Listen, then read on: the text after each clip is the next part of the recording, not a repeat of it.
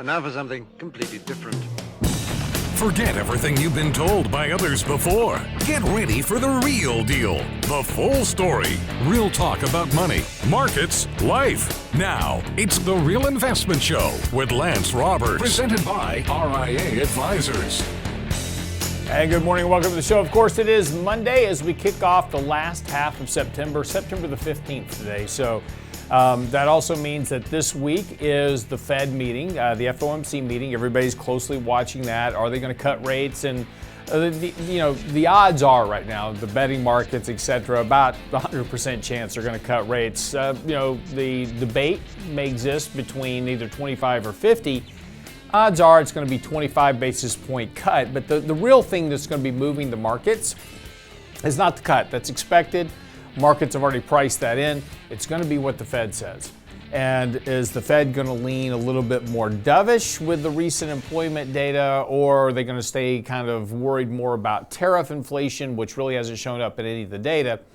But it's going to kind of drive their decision. So the real look, right, is that every meeting when they do this, they post this dot plot, which is where all the different Fed governors were voting and what the what the Fed, each Fed governor kind of wants. So you have all these dots all over this page. So it's called the dot plot.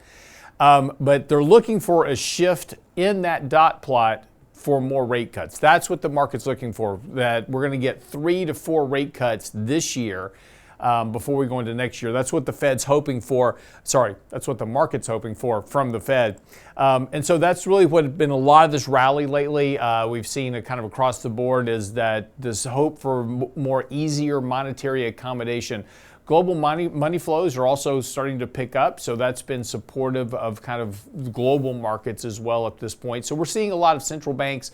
Global central banks have cut over 88 times so far, so the Fed's way behind what other central banks are doing in terms of easing monetary policy. And that's been supporting markets globally as well, more monetary accommodation coming in. So that's the big driver for this week. The other thing starts today is the buyback window now closes starting today. So we're 2 weeks out now from the beginning of the Q3 reporting period. Analysts are very, very optimistic about quarter three. They've actually been ratcheting earnings up here a bit over the last couple of weeks, which is unusual. Generally, they're cutting earnings going into a reporting period, but they actually kind of ratcheted those up for Q3 quarter. Again, a little bit unusual, but they're very optimistic right now. Now, most of those ratchets up are in the Mag 7, not so much for the rest of the index. But, you are seeing a lot of optimism from Wall Street. Now, importantly, even beyond that, they continue to be very optimistic on both corporate profit margins and earnings going into 2026. Wall Street currently expects record earnings and record profit margins all the way through 2026. Now, this is despite the fact we're seeing slower economic growth, we're seeing slower employment growth. In other words, what Wall Street's expecting is a re-acceleration in the economy heading into next year. Now, where that comes from, I don't know. We don't have, monetary supports. We don't have a lot of these things that we had, over the last couple of years. We don't have big spending bills coming in.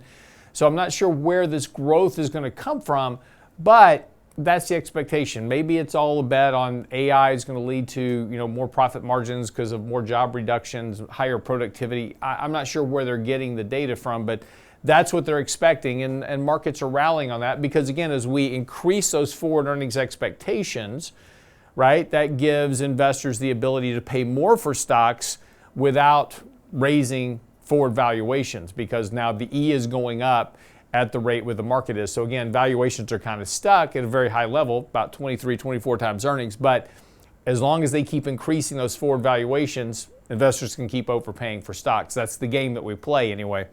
So here's what you need to know before the bell this morning. We've got a lot of stuff to get into.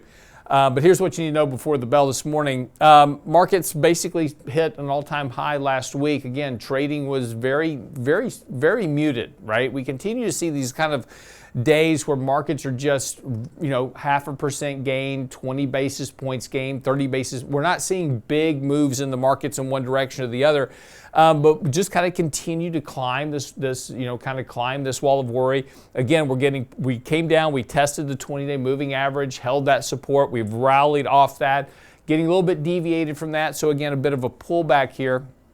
Back to the 20-day moving average wouldn't be surprising. Just need one, maybe a disappointment, and some of the language on Wednesday does the trick. We'll see. But again, this morning, futures are up. Nobody's really worried about much. Markets are a little bit overbought here on a relative strength basis. So again, we've kind of, we've had this market rally. It's pulled that relative strength back up. Again, we're kind of sitting on a very tight MACD momentum signal. So again, we're not seeing a lot of momentum in the market. It's just very muted right now. But again, it's just kind of this, not a lot of sellers coming in. So buyers are driving prices higher. A lot of people wanting to buy. Retail buying as a function of this is now approaching some of the highest levels that we've seen. So retail buyers really have been an important part of this. If you take a look at the professional investors, their allocation still a little bit underweight here, except for CTAs. They're, the trading algorithms, they're fully allocated, but most of your professional investors are, kind of underweight equities, et cetera. But again, we're about to head into the end of the quarter. So as we go into the end of the quarter, we have to have quarter end rebalancing. We could see some buying from institutions as well. So again, there's plenty of support here going for the markets.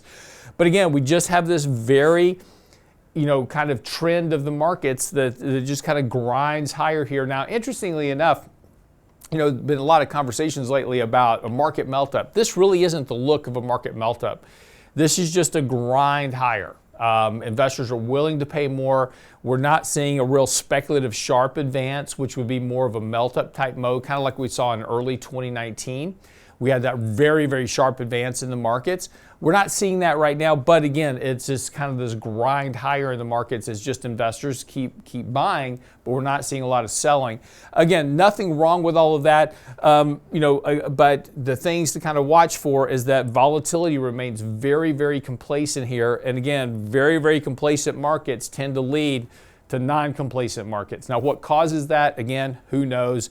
It's just one of those things you want to pay attention to, is that we do have a market that's very quiet. Momentum is very kind of ebbing and flowing. It's not real strong momentum.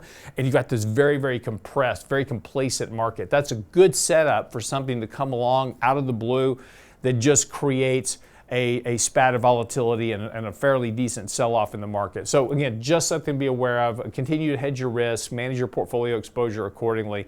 But that's what you need to know before the bell this morning. We'll come back. We're going to run through some things that are impacting the markets right now, and kind of a look for the week ahead, and talk a little bit this morning about earnings and employment and why we need to keep a watch on that employment data. Don't go away. More of the Real Investment Show coming right back.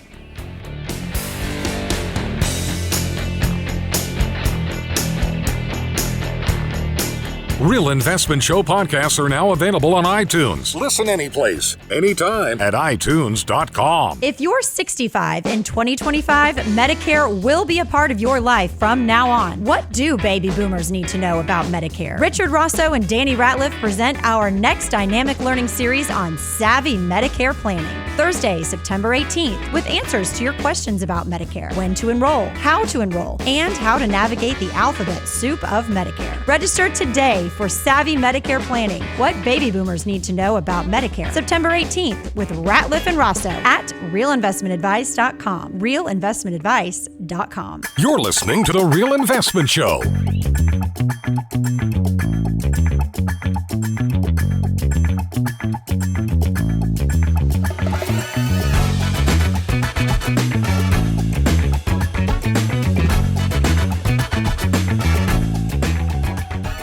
Morning.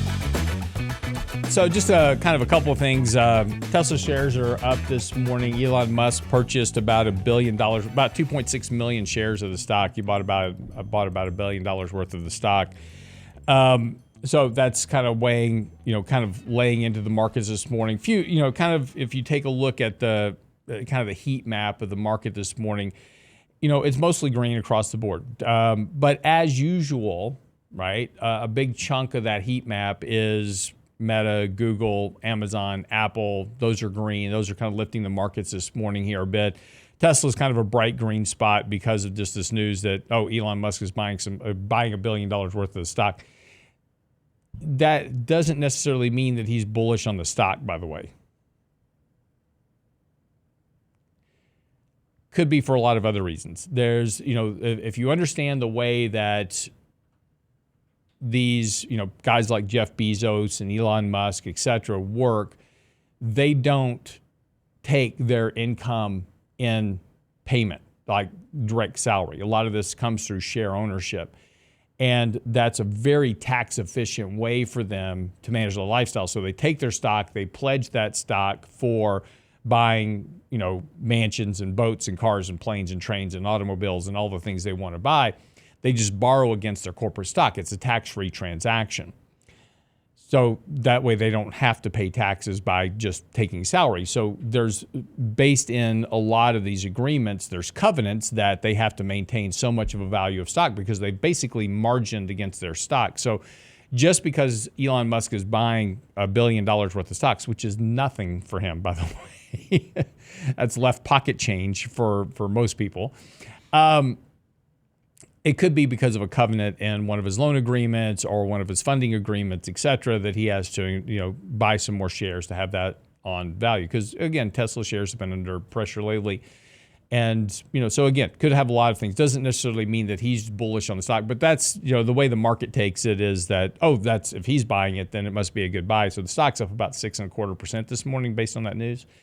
Not sure it's worth a 6.25% move on $1 billion purchase, but hey, it's lifting the markets in general.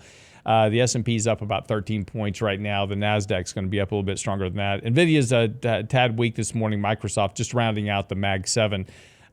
They're mildly negative, but again, kind of Amazon's up 1.5, Apple's up 1, Tesla's up 6, Google's up 1. So, that's kind of lifting the overall market. The rest of the market is, the other 493 stocks. Kind of a mixed bag. Industrials are slightly green. Staples, kind of more defensive stocks, are kind of flat-ish. Really kind of, and most of the stocks in the market, they're up marginally or down marginally, kind of across the board. So again, it's not a really strong open this morning, but again, you're getting a little bit of a lift. Like I said, right now, NASDAQ futures are up about 10 basis points. S&P is up about 18 basis points. Gold's down a little bit this morning. Oil prices up a little bit this morning. Yields up a little bit. Now, we talked about this last week, by the way, that bonds had a very, very sharp move lower. Bond yields, bond prices sharply higher. And I said, hey, these are really, really overbought. So expect a bit of a pullback here in yields, maybe up to about 4.2%, 4.25%, somewhere in there.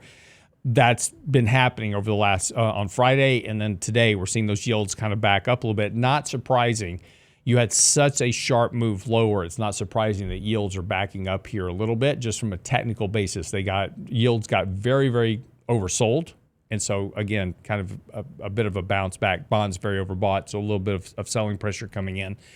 But, again, as you kind of look at what's happening with some of the economic data, and we'll get into that in a second, particularly in the employment data, that's been very supportive for bond prices here over the last week or so. And going into the rest of this year and into next year, bonds are likely to start performing better. If the economy continues to slow down, as it appears it is, and again, as we said earlier, you're not seeing a lot of monetary support. You're not seeing a lot of monetary, kind of accommodation in terms of, big spending programs, spending bills, stimulus checks. We're not seeing any of that. The Fed is cutting rates, but we're not doing QE, still doing QT right now. So again, that lack of monetary support, as well as just the general trend of that pig in the python we talked about, during 2021 and 2022. Man, that was years ago. That pig of all that monetary support is now finally leaving the system. And so now we're getting back to normality of how the economy is just functioning on its own, right? So we've pulled off life support. Now we're seeing if the patient is alive or not. And what we're seeing is that general slowdown in employment and in overall kind of economic activity. That's not necessarily recessionary, right? Certainly some risk of that. But again, that certainly is going to weigh on earnings expectation, earnings growth for next year as that continues to occur. But again, that's a very supportive environment for bonds as you move into next year, particularly as inflation continues to moderate itself lower. So it's a very good setup. Slower economic growth, slower inflation is a very good setup for bond prices. Now, it doesn't mean that bond prices, that we're going to see yields go to zero again. right? We're not going to see that unless we actually get into a recession. But X everything else, a 3% handle on a 10-year treasury is not going to be out of the question. So again, just kind of some things, kind of just paying attention to, the other things that are worth focusing on right now in terms of investing in the markets. And again, I do want to talk more about corporate earnings because I posted a couple of charts on Twitter this morning, and I want to show you those because again, those are going to have some bearing on where things kind of wind up in terms of the market. But one second here, let me fix this. But one thing there are some other factors to pay attention to. Again, as we start to move through this quarter, we're about to move into the end of the year. So there's going to be some certain biases that tend to support markets. And despite some of the negative stuff that we're going to talk about this morning, because we're going to talk about some negative economic data, the overall bullish backdrop for the market is not at risk at the moment. Now, and I know that's kind of divergent, and when you say it's like valuations and employment economics, those are all fine, but those are longer term issues.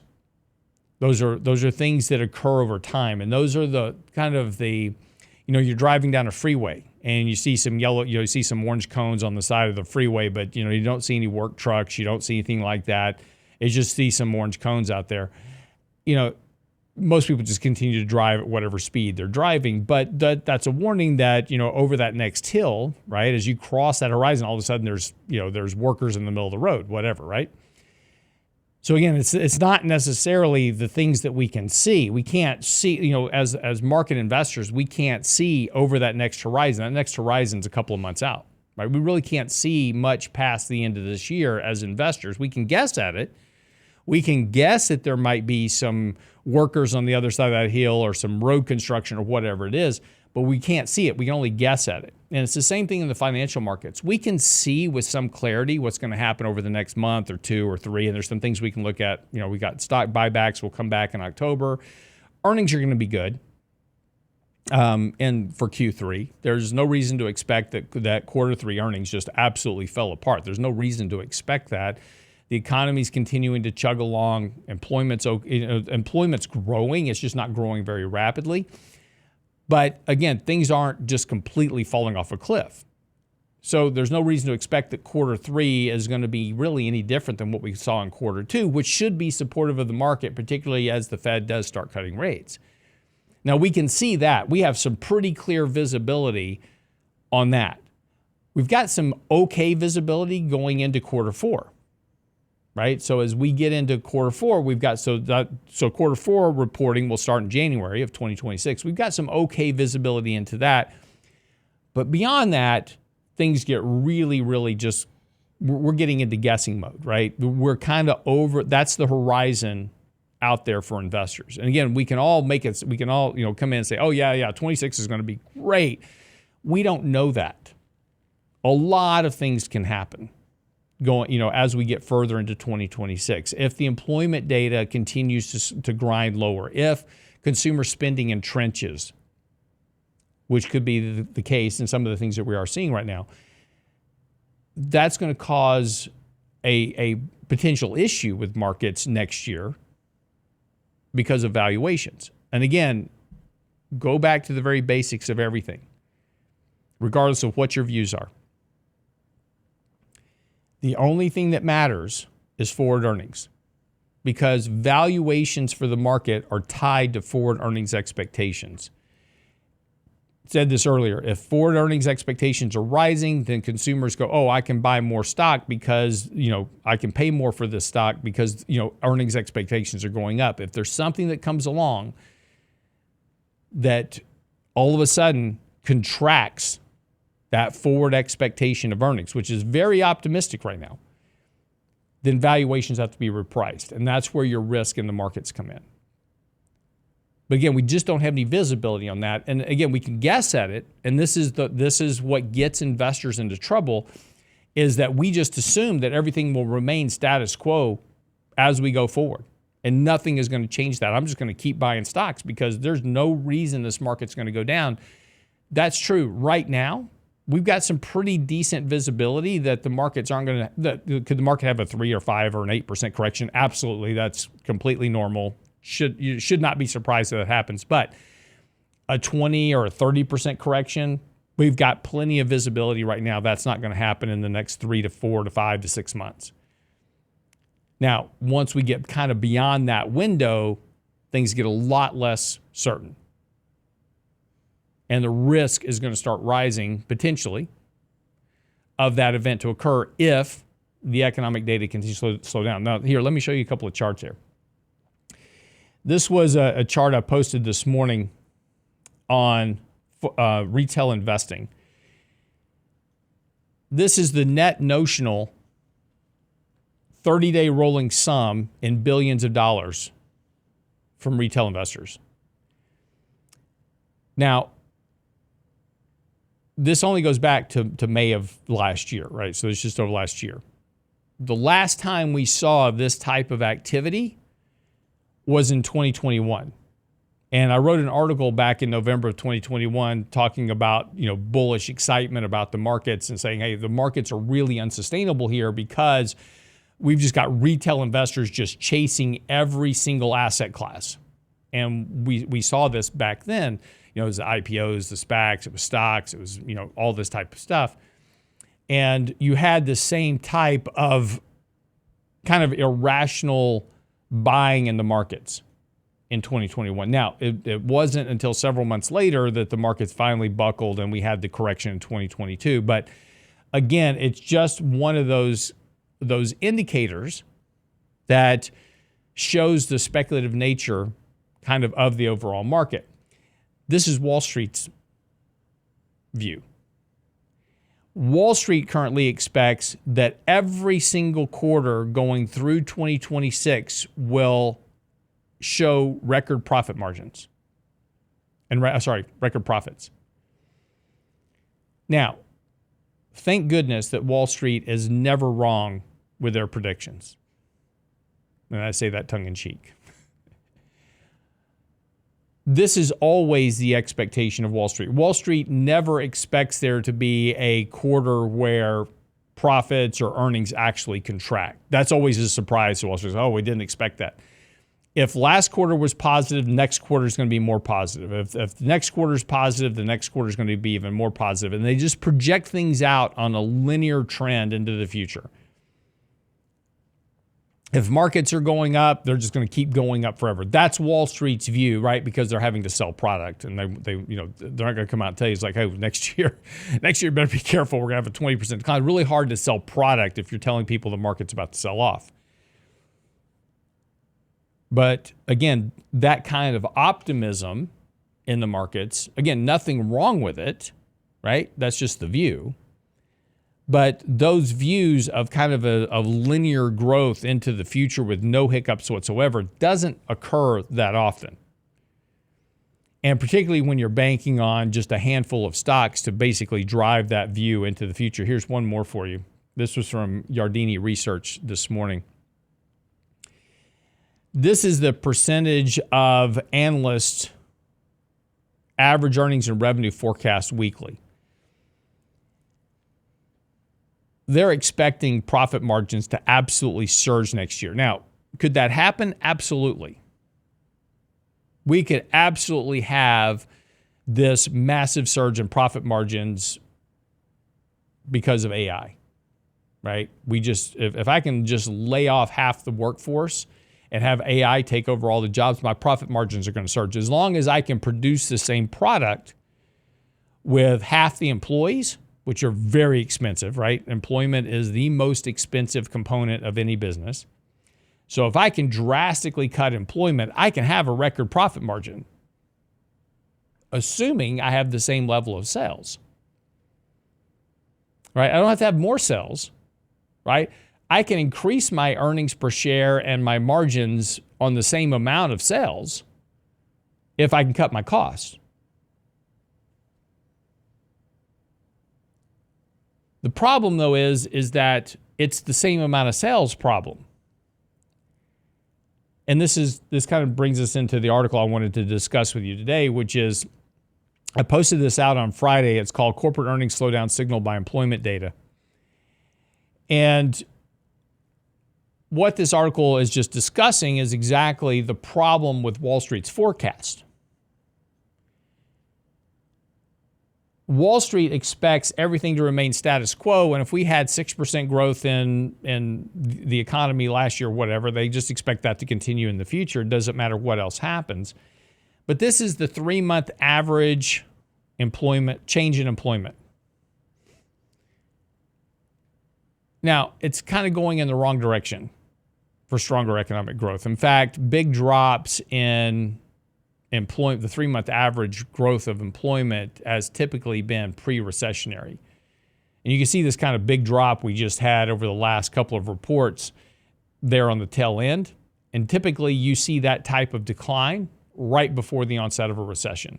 Now, I'm not saying we're about to have a recession. I'm just saying is that that's the type of activity you see. And if that continues, right, and we start pushing into negative, that 3-month average is still positive right now, but it's getting very close to zero. If we start to go negative, when you have the 3-month average employment growth rate go negative, that's typically aligns with recessionary trends. Again, not something to freak out about, but something worth paying attention to. This is the percentage of total employment. So this is the percentage of total employees working full time. Why is that important? To me, it's the most important indicator. Nobody pays attention to this very much, but to me, it's the most important indicator to watch. The reason is that if I'm trying to support a family on 3 part-time jobs, I can do it, but I probably don't have health care coverage. I probably don't have other benefits, those type of things. And so I'm probably if I'm working 3 part-time jobs, I'm probably just getting by. Particularly if I'm trying to raise support a wife and a couple of kids, pay the house note, the rent, whatever. Working 3 part-time jobs, it's possible to do that, but I'm probably just getting by. Full-time employment provides the ability for a person to have a household, have health care coverage, so if something happens, it's not completely draining my bank account. The other benefits that come along with having a full-time employment job, right? Those type of things. That full-time employment has a much higher correlation to economic activity. If you have a lot of full-time employment, the economy is generally growing because there's enough money there to support demand. If the percentage of full-time employees working full-time is declining, you typically have weaker rates of economic growth, and that's evident in the chart. There's a decent correlation between the percentage of employees working full-time and the economy. And when you start to see that percentage of workers working full-time begin to drop pretty sharply, and over the last couple of employment reports, we've seen full-time employment slow down and temporary hires go up. That's kind of that leading indicator of the economy. If companies shift to temporary work, let me give you an example. I've got a business and I've got some full-time employees, but I'm not really sure about economic demand going forward. I'm not sure if I'm going to be able to sell the same amount of stuff next month that I sold this month. I'm starting to see some weakness in the amount of sales coming into my business. I'm seeing a sales slowdown. But I've got everybody working as much as I can work them. My full-time employees. Now, I have a choice as a business. I could hire another full-time employee, but that's very expensive. By the time I hire a full-time employee, I'd get them trained, I'd give them a spot to work, et cetera. That's a very costly investment for my business. And then the problem with firing, so if things, slow down a lot and I fire them, then I've got to worry about workmen's, they sue me for benefits and whatever, right? Just there's lots of problems. Full-time employees are a pain in the butt. Yes, you too, Brent. They're very expensive to hire, very expensive to fire. So if I'm worried about the outlook for my business, but I need some help, what am I going to do? I'm going to hire some temporary work. I just hire a temporary employee. I can hire them and fire them, no problem. Easy to hire, easy to fire, no impact to my business. So when you start getting into economic uncertainty, temporary shift, companies shift to hiring temporary employees. And we're seeing that now. That's a decent leading indicator that the economy is slowing down. And we also see that in the percentage of employees working full-time. And that's why I'm saying that's an indicator that a lot of people don't pay attention to, but has a very, very high correlation to the overall economy. And this is why it's so important. When we talk about economic growth, we're talking about personal consumption expenditures. Personal consumption expenditures make up about 68% of GDP. It doesn't really matter what the government does. It really doesn't matter what businesses do in terms of investment and CapEx.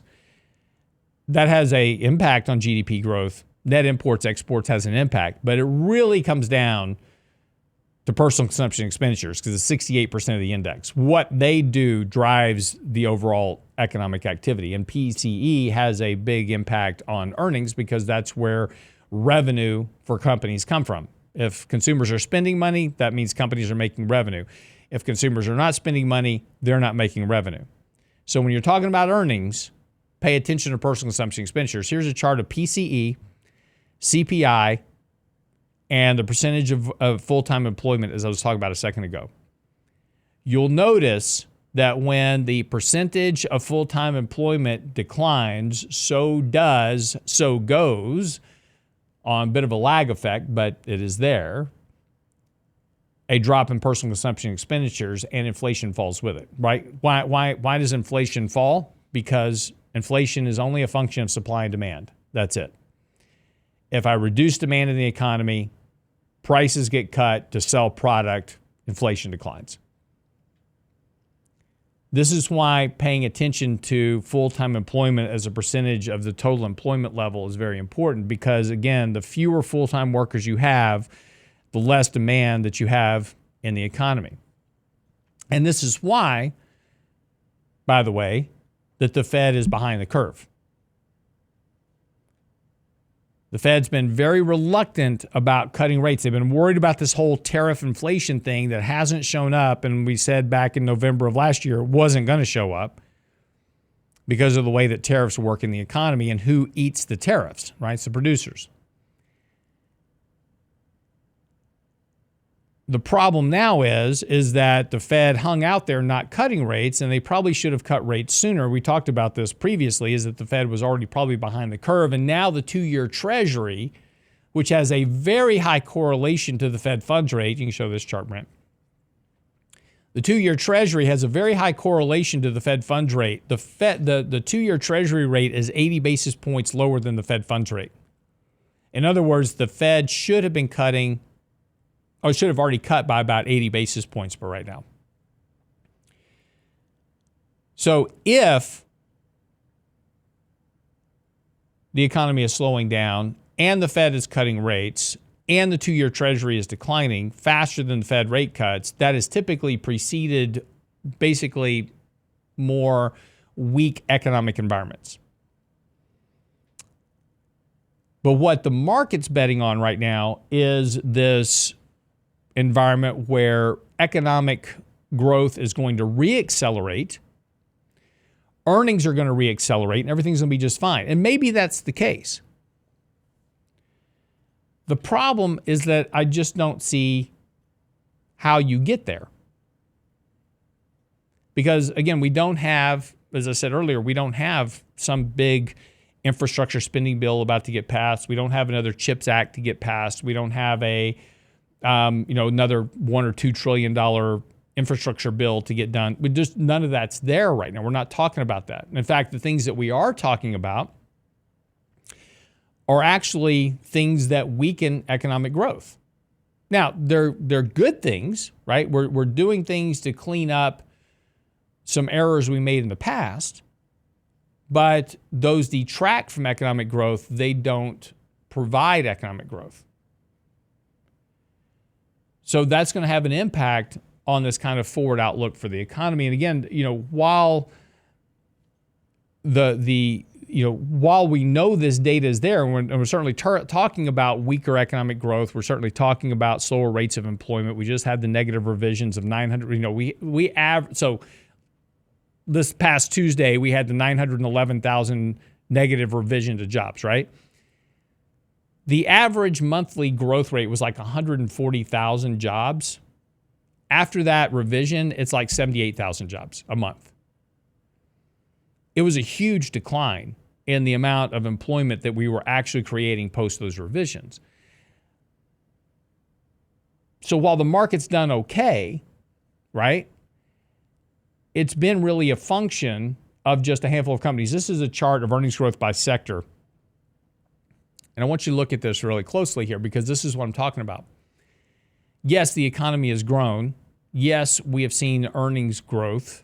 I'm not denying that, right? The problem is that earnings growth only came from the mega cap and technology sectors, right, and financials, which when you look at technology, it's basically a handful of companies driving those earnings. And if you look at financials, it's 5 banks. Outside of that, those two sectors, and really that handful of stocks, there was not a lot of earnings growth. So when we talk about, oh man, the earnings grew by 6% last quarter, whatever, it's basically just a handful of stocks driving those profits. And again, not saying that there's anything wrong with that, but that's what's been moving the markets. So the risk that we run is that there is only a finite amount of employment that we can cut. Banks still need some employees, right? We can't have AI replace every employee. Maybe. We're still figuring this out, right? We'll see how far AI goes. Maybe JP Morgan will eventually be Jamie Dimon and no employees. It'll just be AI. Just the CEO and AI. I don't know how far that goes, but whatever is possible is possible. But these actions only have a finite capability. I can only cut so many employees. I can only have so much productivity. AI will increase productivity, but there's a finite limit to that increase in productivity. At the end of the day, I'm going to have more sales. I can generate profit margins and sales can remain the same. I can generate profit margins on declining sales if I can increase my margin enough, to compensate for the decline in sales. But eventually that runs out and I've got to have more sales. The problem is if I'm laying off more and more people, or if I continue to have higher unemployment, that's less demand in the economy. So this exuberance of Wall Street seems to be at odds with what's happening in the economy unless you're going to have some type of economic revival, and that's the bet. The bet by Wall Street is that the economy is about to reaccelerate. That's the bet by Wall Street. The bet by Wall Street analysts is the economy is setting up for a reacceleration into next year. The data is suggesting that the economy is slowing down and is not, and that we are at the end of an economic expansion moving into an economic potential correction. So the data sets are at odds with each other. The question is ultimately who's going to be right. And this is where we don't know. You don't know, I don't know, nobody knows. That's over that horizon. We can see the data. We can't see what the conclusion of that data is. This is where we're starting to make assumptions. The market is assuming that everything is fantastic on the other side of that hill. When we cross that hill, it is nothing but a downhill slope, blue skies, everything is fantastic, and there's no traffic. We just don't know that. So the risk that we take as investors is putting capital at risk on an unknown outcome. And this is why navigating and managing risk and managing your portfolio kind of accordingly is important. Again, when you as a driver, you think about this, I'm driving down the road, I see some hazard signs, I see some warning signs, I slow down a little bit, right? I'm still moving forward, and this is the mistake that investors make, right, is that they go, oh my gosh, I see a warning light, I'm just going to pull off the side of the road and stop, right, or go all to cash. because I'm worried there could be an issue up there. And so a lot of investors are like, oh, yeah, I saw a video where a guy said the markets are about to crash. So I'm getting out of the market. You don't know that. I don't know that. You don't know it. Nobody knows it. Will it happen someday? Sure, absolutely. Someday. Just don't know when. But most drivers, when they see a hazard sign, they slow down a little bit, just become a little bit more aware, maybe turn down the radio a smidge. Because as you get older, if you're trying to find an address, you have to turn off the radio so you can see better. Correct. But a good driver just slows down a little bit. Just becomes a little bit more cautious, a little bit more aware. That's all that you need to be doing right now. The markets are fine. Nothing is wrong with the markets. Markets are continuing to rise. We want to participate with that. But just be aware that some of the outlook for next year is extremely optimistic. Now, does that mean that things can't just improve? Sure they can. But again, I think we have to have the reasonable conversation that we've got to consider the fact that there could be economic consequences down the road. So again, that article I posted, I posted that article out on Friday that has all the charts in it. It's talking about corporate earnings and the economic slowdown. So I've got a follow-up to this coming out in about 2 weeks that I'm doing a bit more dig into leading indicators of the economy, which are also telling us the same thing. So I'll have that article out for you in about a week or so, and we'll kind of revisit this topic as we start to wind up the month of September. And this is just kind of setting up for the, kind of the fourth quarter of the year. So we'll get into the third quarter reporting season. We'll move into the fourth quarter. And so we should have a little bit better kind of view, but these leading indicators are also kind of telling us exactly what the lagging economic data is already telling us. So again, just something worth paying attention to. That's on the website, so simply go by the website, realinvestmentadvice.com. Tomorrow when John Penn comes here, we'll talk about investing or indexing. I wrote an article this morning. It's on the website, and John and I will go through this a little bit more tomorrow. There's a lot of debate about what style is better. And so we kind of go through 5 different ways to invest. And it's not saying that one is better than the other. It depends on your personal outlook and what you're trying to achieve. And so we go through each one of those kind of tactics for each one of those to help you be a better investor, but to look at these kind of 5 different styles. But I wrote the article. We'll go through it today, but the article is posted on the website this morning at realinvestmentadvice.com. Also, if you follow me on Substack at Lance Roberts, on X at Lance Roberts, I've also posted the links there for you as well. So if you want to kind of get a jump on tomorrow's conversation, I'll go through that with John Penn tomorrow when we have 2 Dads on Money. But again, it's just depending on your age, and your outlook and the things you're trying to achieve, you may find some benefit from that conversation tomorrow. I think it'll kind of help define kind of what strategies look like and why one tends to perform better for some people and better for others. And again, it's not that one's better or worse. It's just it's different strokes for different folks, as they say. And we'll go through that tomorrow.